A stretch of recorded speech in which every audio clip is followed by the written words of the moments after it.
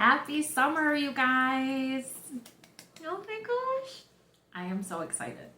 Summer is my favorite time of year. It is the time when everything opens up, when I'm getting the proper amount of sunlight, when the plants start to flower and blossom and bloom, and it just feels so good. And one of the things that I want to start with right off the bat is with gratitude. I want to thank each and every one of you for your encouraging words, for your thoughts, for your prayers, and kind gestures of support, and me sharing my diagnosis with you of ocular cancer. You're probably wondering, Gabby, is something not clicking here? Like, you have eye cancer. Why are you smiling? Why are you glowing right now? Well, I'm glowing because I am healthy. Yes, that's true. Even when you are facing an unexpected diagnosis, you can be thankful for your health. One thing that survival mode did not teach me was gratitude and love for myself and for my journey. And this latest trauma has got me reflecting about how far I have come in the journey. From 2021 all the way to present day, I have gone through a transformation of my belief system, my mindset, my physical body, my health, my home, even my job, my day job. And it has been amazing.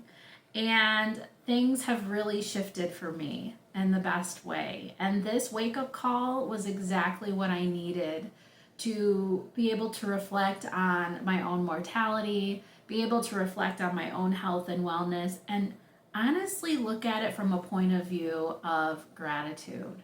You know, what did I learn about myself in the past 6 years? How has my life shifted and transformed? I've made some significant changes and the way I carry my day to day. And so, yeah, it's my favorite season. It is a new life, a new start, a fresh start for my health. And I've learned not to take my health for granted. You know, no diagnosis should stop you from supporting your body. No diagnosis or doctor or health scare should shift you to the point where you are no longer able to wake up with hope. And I am waking up today with hope, with joy, with gratitude, because I literally woke up this morning, got out of bed, and said, "Oh, God, you must not be done with me yet." There's air in my lungs. I have joy and gratitude in my heart.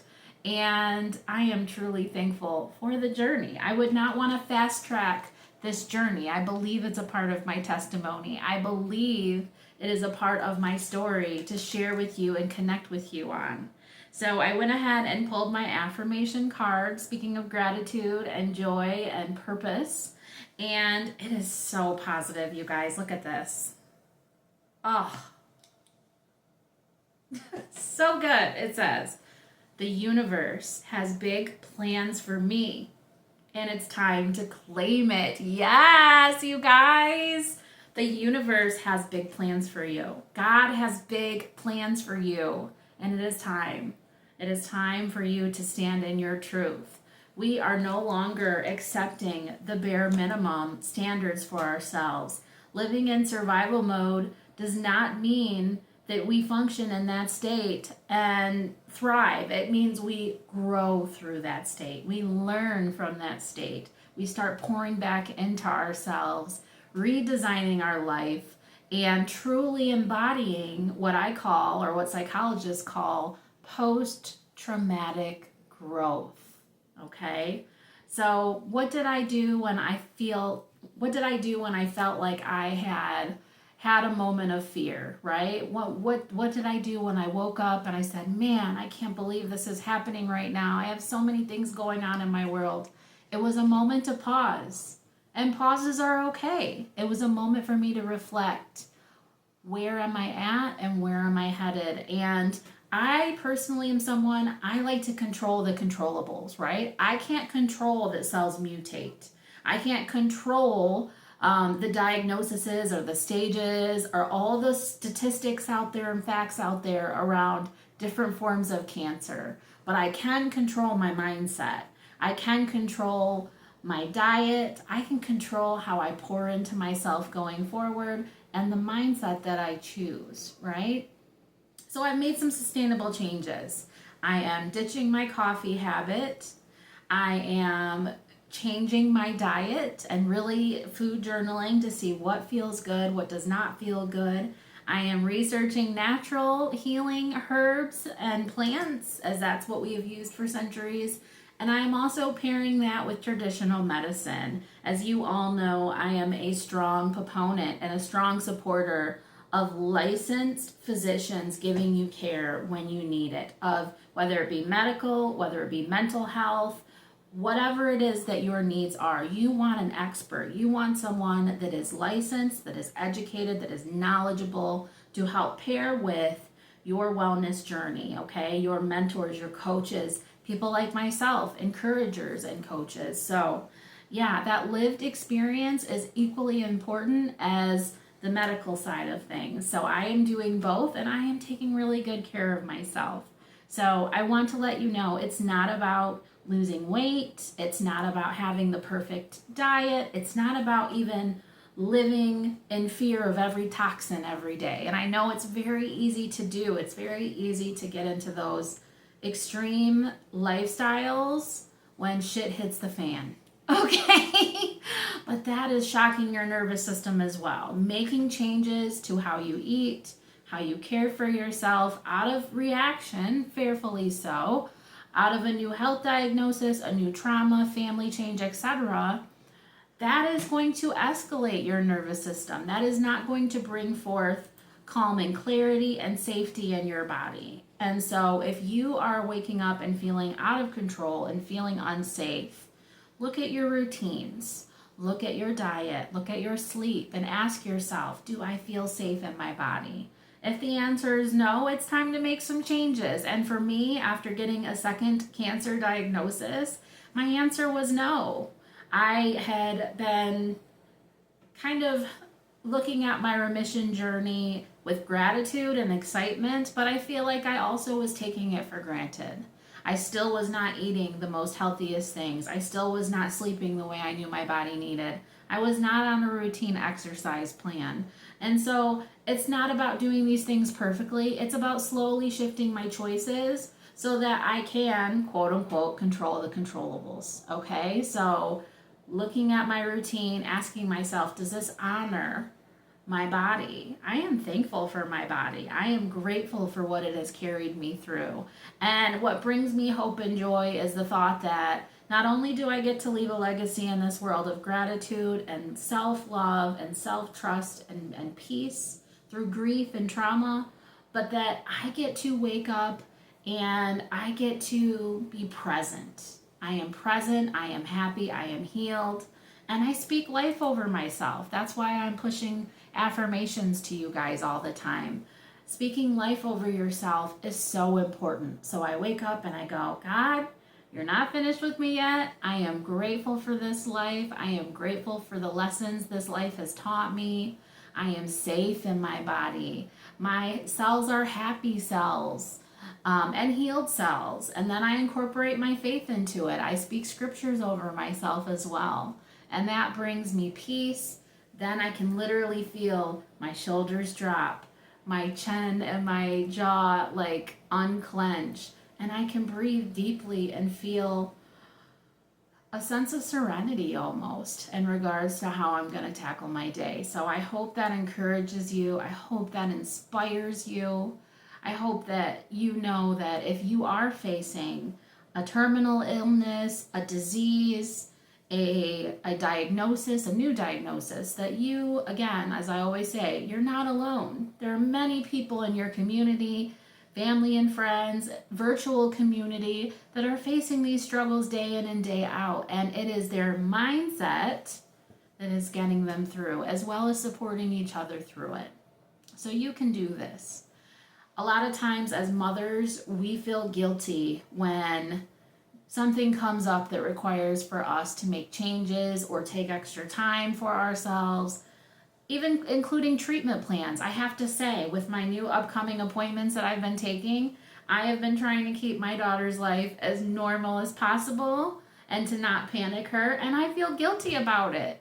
And I'm literally going to fix the problem and make it better. But I'm sitting there thinking, oh, it's going to disrupt her life. It's going to disrupt her school.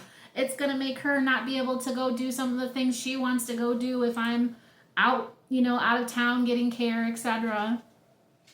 But I have value and I matter too.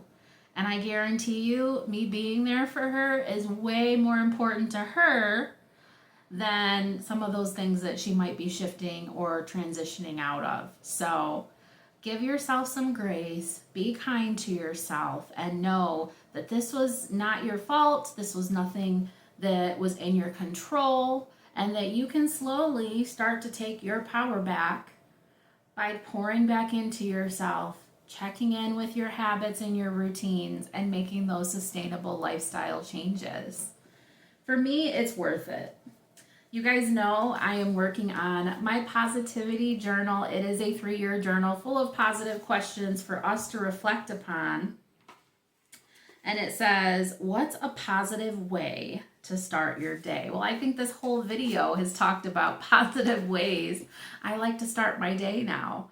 I think speaking and being intentional about your thoughts and about what you want to choose for yourself for that day is a great place to start. So for me, a positive way that I like to start my day is I like to wake up with gratitude. I've said this in other videos. I like to watch the beach waves. I like to thank God for my life, for my health, for waking me up again and giving me an opportunity to continue to live my purpose, and to speak gratitude over myself and scriptures over myself and say things like, today I choose, and then I fill in the blank. So yeah, that is a positive way that I start my day. But this isn't just all about me. I want to hear from you. Drop in the comments. Let me know what's some positive ways that you start your day. We can inspire each other and we can learn and grow from each other. As you all know, I have launched the Rebuild Project. I am so excited about it, you guys. With it is me writing my book, writing self-support, self-help guides, etc. And I'm excited to launch those projects with you. So yes, Project Rebuild is us having all of those real talks about grief, trauma, cancer, health and wellness, being a mom, all the things, right? And so the Rebuild Project I put together in the week that I was battling my diagnosis. It came to me because I feel like a lot of times health and wellness gets put into exercise routines, fads, trends. And the reality is that healing isn't linear, and rebuilding your life is personal to you and your journey. And I'm excited to witness that journey. I'm excited to be a champion for you. If you are on a healing journey like I am, please feel free to connect with me in the link in my bio. I offer a community for you to be a part of, and I also offer group coaching and one-on-one coaching. So feel free to click that link and schedule a free consultation with me virtually. I'd be excited to connect with you, hear about your story, and welcome you to the Rebuild Project community. So again, I am so happy to connect with you.